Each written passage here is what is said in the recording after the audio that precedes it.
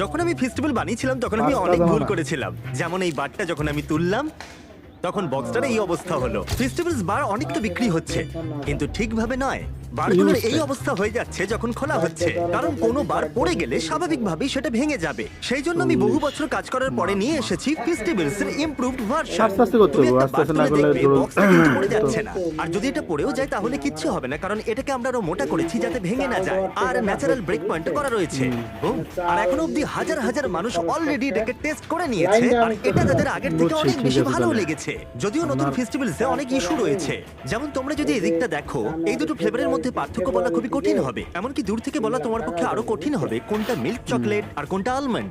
এমনকি বহু মানুষ এই দুটোকে মিক্স করে ফেলে। এর পাশাপাশি তোমরা প্রত্যেকেই জানো যে আমরা আমাদের কোকোয়া ফার্মারদের অনেকটাই বেশি পারিশ্রমিক দিয়ে থাকি। আমরা 100% fair trade certified beans use করি, আর আমরা শিশু শ্রম কমানোর মানে চেষ্টা একদম করছি। করবেন না, তোমরা এই এই 3 দিন বক্সগুলোতে একবারে দেখলে করবেন। কোনটা কি বুঝতেই পারবে না। আর